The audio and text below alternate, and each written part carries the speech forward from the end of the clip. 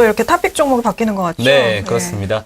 두 가지 종목이 언급됐었는데요. 삼성출판사와 예림당 두 종목입니다. 두 개의 차이는 삼성출판사 같은 경우에는 다양한 컨텐츠를 보유하고 있고 다양한 연령대를 커버할 수 있다는 장점이 있고요. 예림당 같은 경우에는 영유아 컨텐츠에 특성화되어 있기 때문에 어떻게 보면 새 정부와도 좀 잘 맞아떨어질 것 같습니다. 네.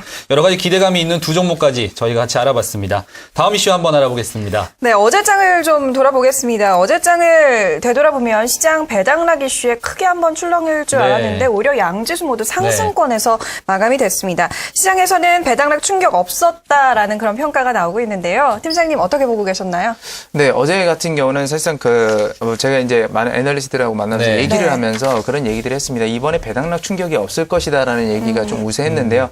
두 가지 중 하나였습니다. 일단은 기업들이 예상외로 배당을 많이 할 확률들이 굉장히 높았습니다. 왜 그러냐면 내년부터 이 법인세가 올라가게 되는데 사실상 내년부터 이게 법인세, 그러니까 그런 것들을 말 그대로 법인세를 많이 안 내기 위해서는 올해 이제 배당 이익이익금이라든지 그런 부분들에 대해서 많이 처분해야 되는 그런 결과가 나왔고요. 또 한 가지 얘기가 나온 것은 워낙에 이 증시가 안 좋다 보고 안 좋고 실적이 안 좋다 보니까 배당이 오히려 예상보다 안 나올 수 있다라는 그런 결과였습니다. 그러니까 배당이 물론 예상보다 안 나오게 됐을 때는 배당 충격이 굉장히 적을 수 있겠지만 예상보다 많았을 때도 배당락이 떨어지기 위해서는 더 높은 곳에 올라가서 떨어져야 된다라는 것이죠. 그동안 기대감들이 어느 정도 배당 퍼센트를 1.8% 정도 그 정도 예상했었는데 그거보다 더 높을 수 있다는 개념은 지금부터 증시가 더 올라간 이후에 떨어져야 된다는 개념이기 때문에 사실상 배당락 충격이 없을 것이라고 그렇게 많이 우세를 했었습니다. 그래서 실제적으로 어제 배당락 충격이 그렇게 크게 없었던 바이고요. 근데 이제 그러다 보니까 배당락은 이미 떨어진 거고 배당락은 이미 지나간 이제 결과인데 그러면 이제 어떻게 우리가 투자를 해야 되냐에 대해서 기업 가치라든지 아니면 실적에 역시나 집중하는 것이 연초에 맞다라고 이렇게 결정을 내렸었습니다. 그러면서 배당락 충격이 근데 일반적으로 이 제한적일 시에는 그 다음에 증시가 좋았습니다. 그러니까 대표적으로 언제가 그랬었냐면 2010년도였죠. 2010년도에 일단 2011년도까지 연초까지 올라가는 그런 경향들을 보였었는데 그 당시만 하더라도 이 정유주들 특히나 그 배당이 많은 주식들이 그 당시 배당락 충격들이 없었는데 그 다음에 정유주들이 굉장히 높은 폭으로 올라갔었죠. 그래서 그런 점들을 봤을 때 분명히 이 기업이 배당락 충격을 이만큼 받아야 되는데 안 받았다라는 얘기는 뭐냐면 밸류에이션 매력이나 그 다음에 실적이 굉장히 좋을 것으로 예측이 되고 있기 때문에 매도 물량들이 그만큼 안 나온다라고 보시면 되겠습니다. 근데 전체적으로도 배당락 충격이 나오진 않았기 때문에 그런 섹터들 자체들이 전부 다 밸류에이션 매력도도 굉장히 높고 내년 실적이 올해가 워낙에 안 좋았기 때문에 그런 기저효과로 인해서 내년이 더 좋을 것이라는 그런 기대감들이 여전히 존재를 하고 있고요. 실적도 지금 현재 충분히 개선이 되고 있는 상황이기 때문에 그런 점들은 크게 우려하실 필요는 없겠다라고 이렇게 말씀을 드릴 수가 있겠습니다. 그래서 또 여기서 중요한 것은 앞서서 얘기가 나왔었던 그 재정절벽 문제라고 볼 수가 있겠죠. 이런 것들이 연초까지 이어질 확률이 높기 때문에 사실상 그 상승 탄력 자체는 굉장히 제한적일 수밖에 없다라고 이렇게 말씀을 드릴 수 있겠습니다. 우스갯소리를 얘기했지만 빨리 그 안개들이 좀 거쳤으면 좋겠다라는 네. 그런 말씀도 드렸고요. 그래서 2013년 증시 같은 경우는 지금 보게 되면 그렇게 나쁘진 않을 것으로 좀 예상이 되고 있습니다. 올해 워낙 안 좋았고 말씀드린 것처럼 그만큼 기저효과가 있었고 그만큼 투자자들의 심리 자체는 굉장히 바닥 수준에 머물러 있기 때문이죠. 그래서 그런 점들을 통해서 봤을 때는 우리가 단기적인 관점보다는 투자 심리가 연초에 또 안 좋아질 가능성이 있기 때문에 역시나 중장기적 관점에서 투자를 바라보는 것이 훨씬 더 2013년도에는 유리하다라고 이렇게 보시면 되겠습니다. 이전에 클로징 멘트에서도 한번 말씀드린 적이 있었는데 증권사들은 9월부터 사실 내년도 증시에 대한 향방의 예상치를 내놓습니다. 거의 대부분의 증권사가 내년도에는 상저하고 그러니까 상반기에는 좀 낮았다가 하반기에 좋아질 것이다라는 의견을 내놨었는데요. 하지만 지금 분위기로 봐서는 상반기도 굉장히 강할 수도 있겠다라는 기대감이 좀 생기는 것 같습니다. 네. 그러다 보니까 삼성증권이라든지 우리투자증권이라든지 좀 빠른 증권사들은 지금 전략치를 좀 바꿔놓고 있는 이런 상황인데요. 네. 많은 시청자분들이 내년도 시장 전망에 대한 계획을 세우면서 궁금하실 것 같은데 팀장님 내년도 상반기 하반기 어떻게 보십니까? 저는 전반적으로 좋을 것이라고 예상을 네. 하고 있습니다. 그 이유 중에 하나는 뭐냐면 우리가 2004년도부터 2007년도까지 굉장히 폭등하는 장이 왔었고 물론 버블성이 이제 껴 있었지만 그때 당시에 이제 가장 중요했던 건 뭐냐면 물가 상승률이 크지 않았기 때문에 기업들의 수익성이라든지 그런 것들이 상당히 좋았었습니다. 근데 그때 왜 물가 상승률이 그렇게 경기가 좋았음에도 그러니까 물가가 낮았냐면 중국이 워낙에 낮은 임금으로 제조업을 했기 때문에 공급이 그만큼 부담이 없었습니다. 그래서 물가가 굉장히 낮았었고요. 그런 여파로 인해서 기업들의 실적이 좋아졌다는 것이죠.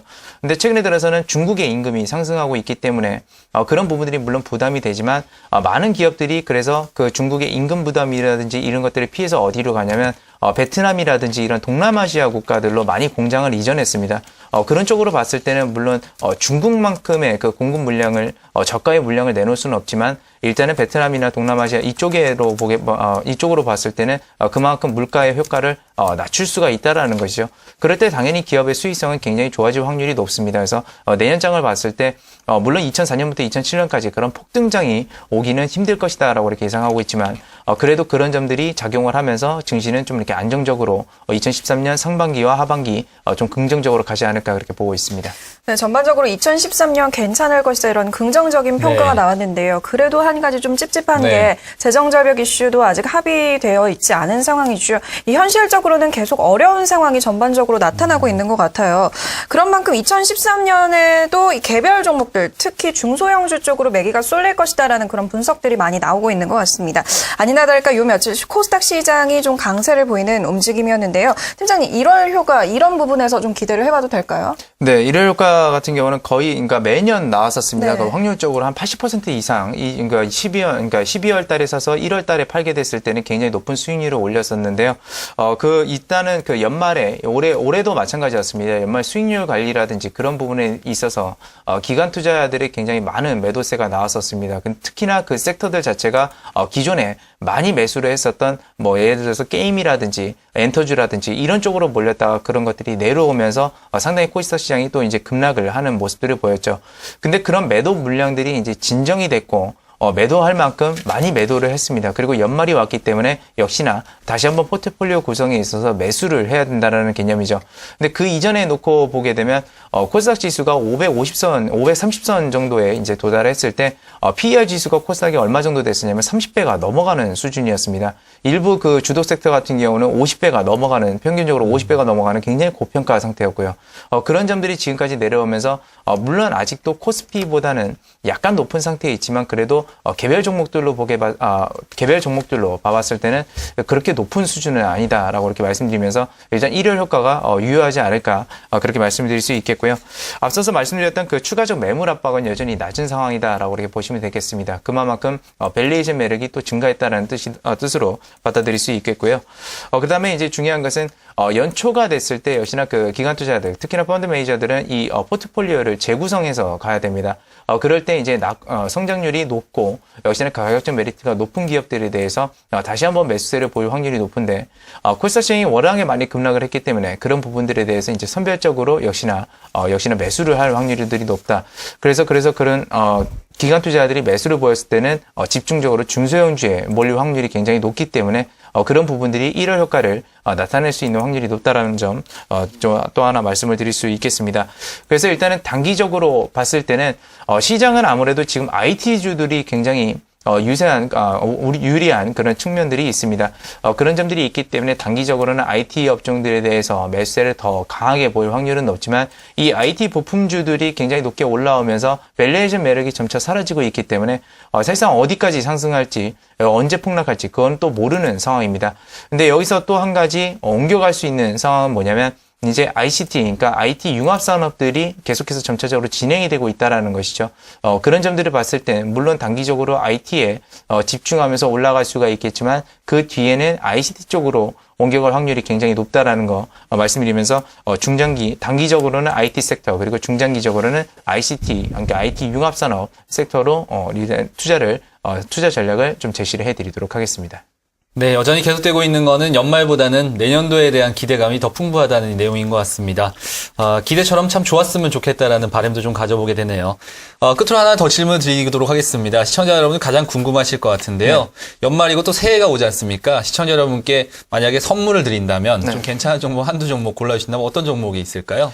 일단 앞전에 말씀드렸던 그 IT 부품주들에 대해서 아직도 이제 기대감들은 여전히 많지만 사실상 밸류에이션 매력이 그렇게 사라진 기업들에 대해서는 그렇게 긍정적인 전망을 내놓을 수는 없습니다. 그래서 제가 방금 전에 말씀드렸던 이 ICT 섹터에 대해서 여러분들이 좀 관심을 가지시라고 이렇게 말씀을 드리고 싶은데요. 물론 예전부터 얘기가 나왔습니다. 뭐 스마트카라는 얘기가 나오면서 이 IT 융합 산업이 자동차와 IT가 결합된다는 얘기 나왔지만 실질적으로 지금 가시화되고 있는 시점이 올해 4분기부터라고 이렇게 볼 수가 있겠고요.